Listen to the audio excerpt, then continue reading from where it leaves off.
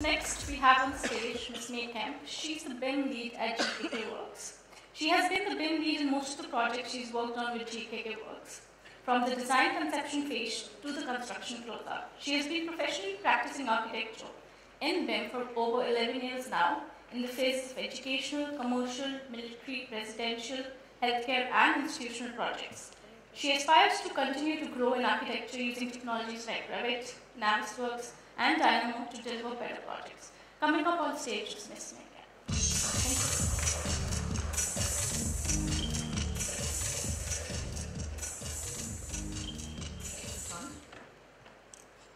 Namaste. I'm still learning.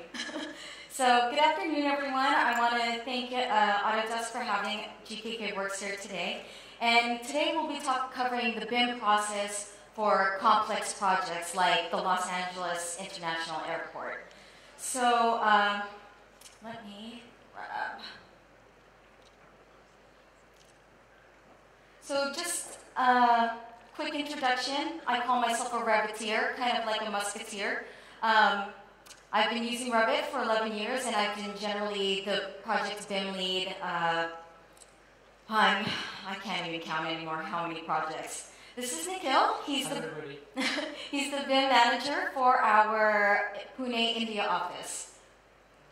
So just to tell you a little bit about GKK Works, there's a couple things that I find a little more interesting, but in general, we work on healthcare, commercial projects, institutional projects, and even now aviation projects. So the couple things that I found really interesting about GKK Works is, one, we are international. We have an office in Pune, and we have several offices all over the US. And so a lot of our projects are also international, which is always so interesting for me. I can learn the different cultures, I can learn about the different project sites, and you know, who doesn't love to challenge themselves with something new? So the traditional BIM process starts with, like they mentioned before, laser scanning. You put in point cloud, you start with Autodesk A360, and then we move on to the conceptual design. Here we're using Rhino, Autodesk Formit, and we're bringing it back and forth between Formit and Revit. And we're doing this all through the cloud. And then we move into analysis. We're using Autodesk Green Building Studio. We're also still using Revit. And as we finalize the design, we start to document the design intent. So, and we do that, of course, in Revit. So then, usually in a design, bid, build project, we follow this cycle around. We hand over our models to the contractor. They can start using A360 glue to start fabricating steel beams, glazing panels, curtain wall mullions, etc., just simply by handing over the model to the contractor. Then they move into using Assemble, where they can take our models and start cost estimating, start pulling out quantities from the models. So that's the traditional process. We go into Autodesk and we use Navisworks. The contractor also uses it for sequencing and so forth. And then eventually, especially on this project, we turn the models over to the client. In this situation, the client is choosing to use Veo for further operations and facility maintenance purposes. So what's unique about this project is it's not the traditional cycle of design, bid, and build, where you just move through this cycle. On this project, it's a design-build project. We're directly teamed with the contractor to optimize the design and the project as much as possible. To do that, we're having to go back and forth every week, sometimes bi-weekly, straight from Revit to the contractor. We're working together. We're transferring this information back and forth through Assemble, using all these different software capabilities. So, just a little bit more about the project.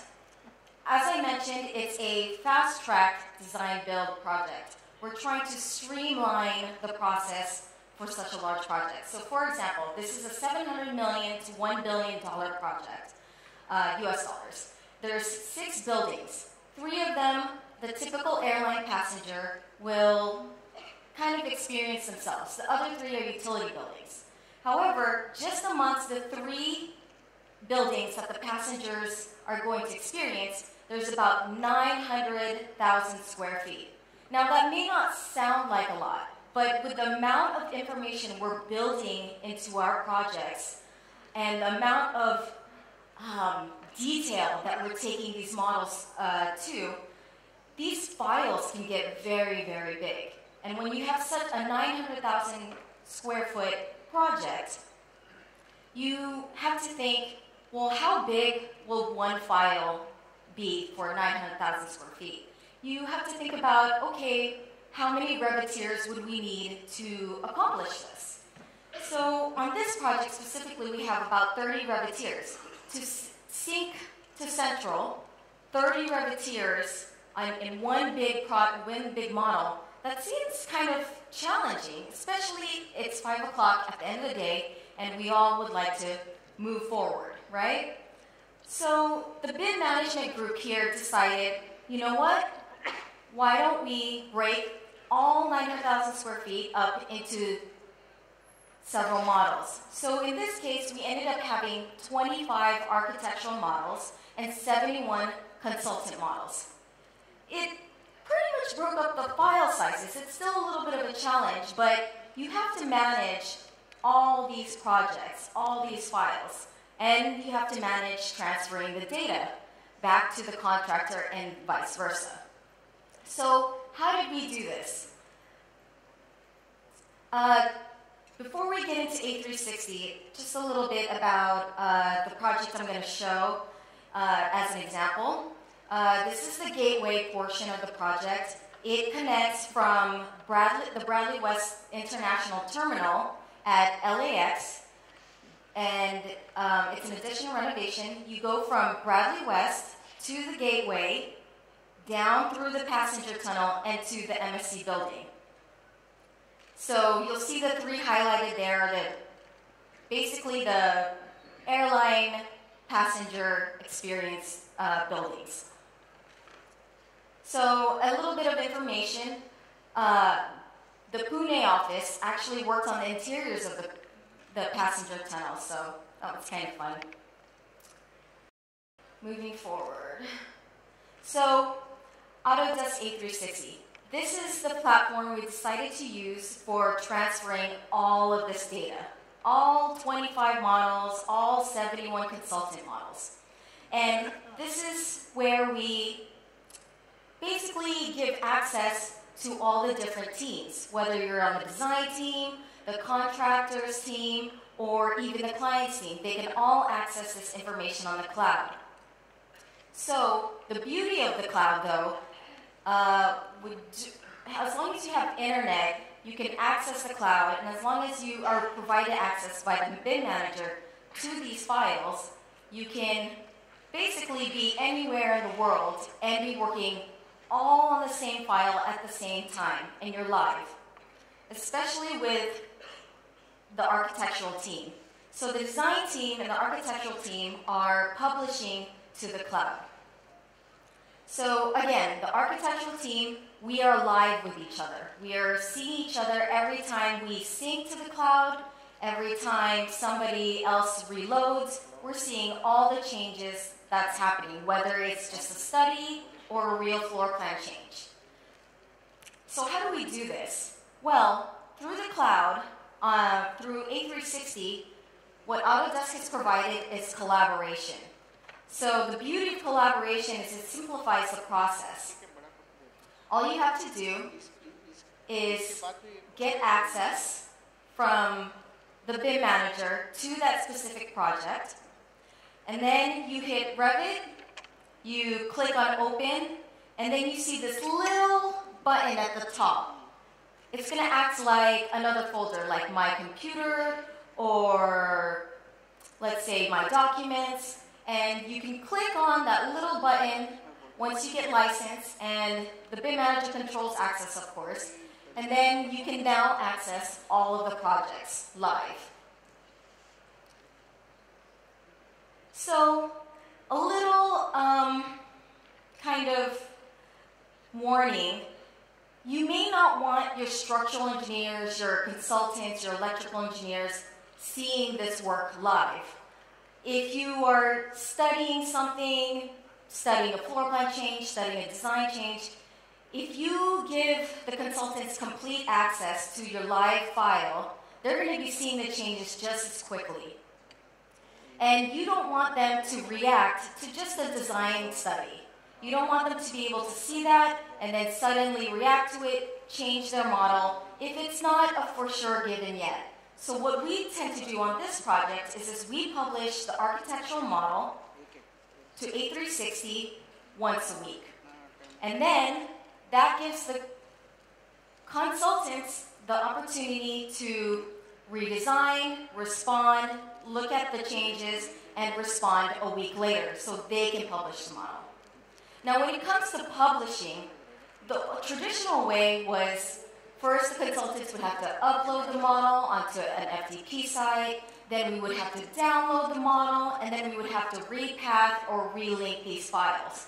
Now, imagine how long that would take when these files are so large, for one, and then there's, let's say, 100 of them. That would end up taking someone maybe 1 whole day, 2 whole days, just to simply download, upload, and repath. So how do we streamline the process? How do we make this a little bit quicker? So whether it's the architectural team publishing their model or the structural team publishing their model, all they have to do is hit 3 clicks. You go to Revit, you hit Collaborate, you go down to the Manage A360 button, you click that, and a window opens up for Manage A360. Then, once that comes up, you go to your model that you've already have living and waiting on the cloud for you, and then you hit Publish Latest. Simple as that. How much time are we saving by just hitting those 3 buttons with all the consultants and with all the Reviteers on your architectural team, then, and compare that to the amount of time it takes to upload, download, repath, relink.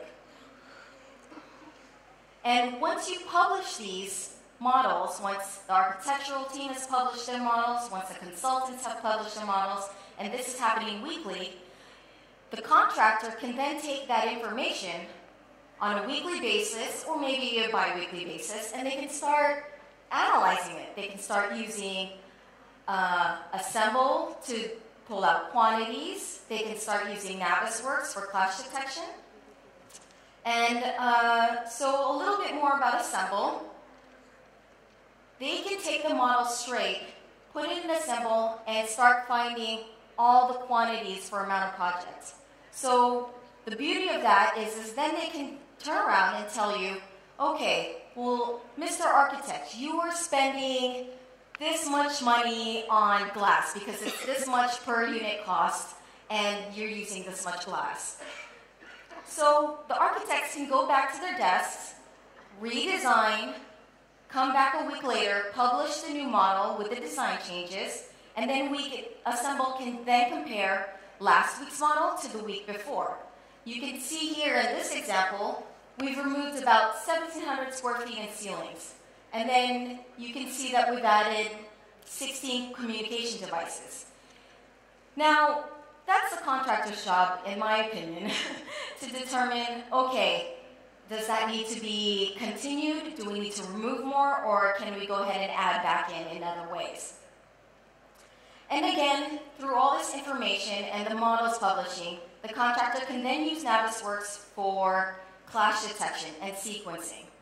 So for example, they can sit down with their subcontractors and say, hi, the fire sprinkler engineer, designer, decided to run his line right through all of the electrical engineers' conduits. What's the solution here?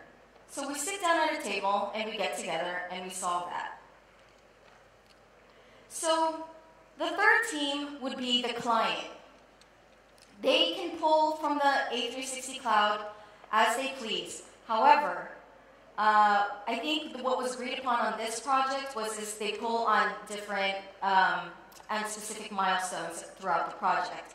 So what they're doing here is they're pulling the model, they're reviewing the design, they're checking the budget, which was based off of the model, and they're going to think about it and say, hey, we might need more of this before we move on to the next step or the next phase of the project, or we can just simply approve where it's at right now. So, two things about transferring data. One is through A360, but every project needs transferring data through communication. So what's very crucial about communication is it makes the world go round. So what we did on this project is on the three teams, we have the project leads for the client, the architects, and the contractors. This way, if we're all in the same location, all in the same office, we can have the clients go up to the architect and say, hi, I'd like to change this because of this. I'd like to redesign this or this. And it's quick. Then I can say, okay, let me make a change. The contractor sees the model and says, oh, this is a little bit of a costly change. It's going to cost a little bit more than we expected. So then they come back and they can just walk up to my desk and say, can we make this change that the client wants by, reducing this and this? So it's crucial to have that communication and for speed of project.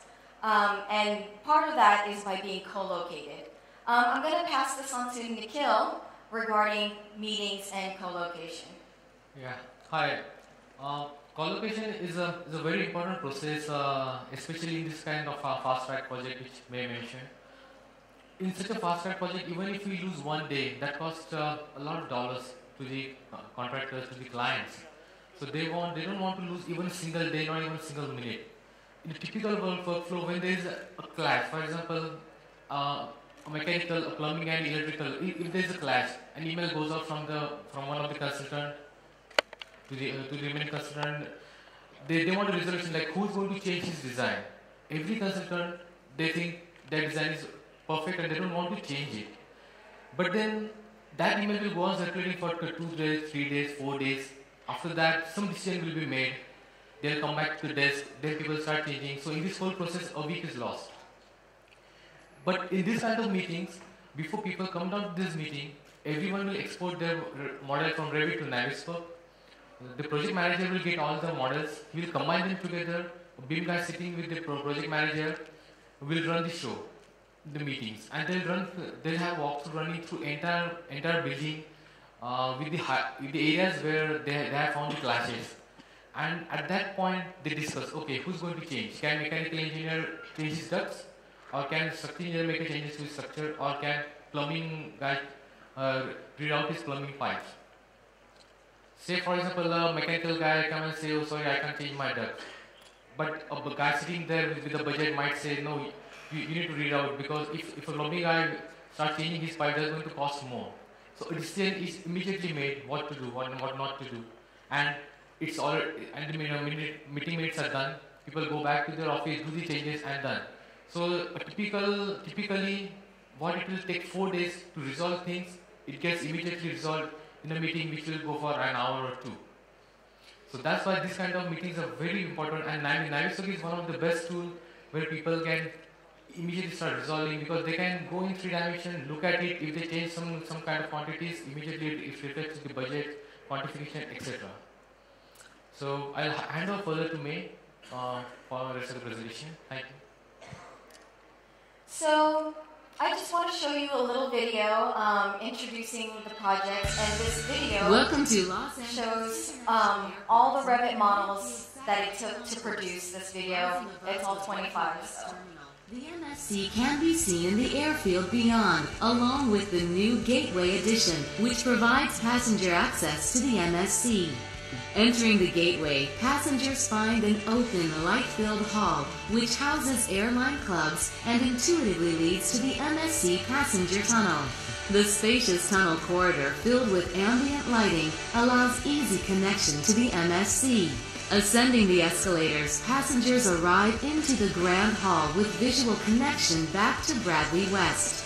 The multi-level hall provides access to a variety of food options and common public areas. Airline clubs are conveniently located on the floors above, providing a quiet retreat or engagement to the activities below. Progressing through the central hall, passengers can shop the unique retail offerings, dine, check flight information, or access many other amenities before proceeding to the gate. Heading down the concourse, gate lounges are located on either side of the central circulation zone. Clear stories above maximize the natural light that enters the concourse. The MSC is designed around a neighborhood concept, providing passengers access to a variety of seating types and additional concession opportunities, all within close proximity and eyesight of their departure gate. Toilets are conveniently located and gate lounges are easily identifiable by the large, prominently displayed wayfinding signs. The spacious gate and boarding areas are designed to provide a comfortable waiting area, access to gate agents for necessary assistance, and aid in efficiently boarding the aircraft. International passengers arrive at the MSC through the sterile corridors located above the concourse.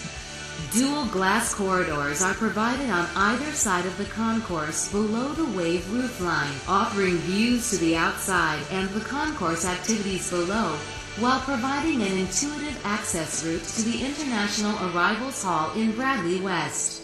Viewed from the exterior, the midfield satellite concourse boasts a stunning curvilinear roof with varying heights, exterior glass walls, and a repetitive rhythm that complements the Bradley West's ocean-themed concept design.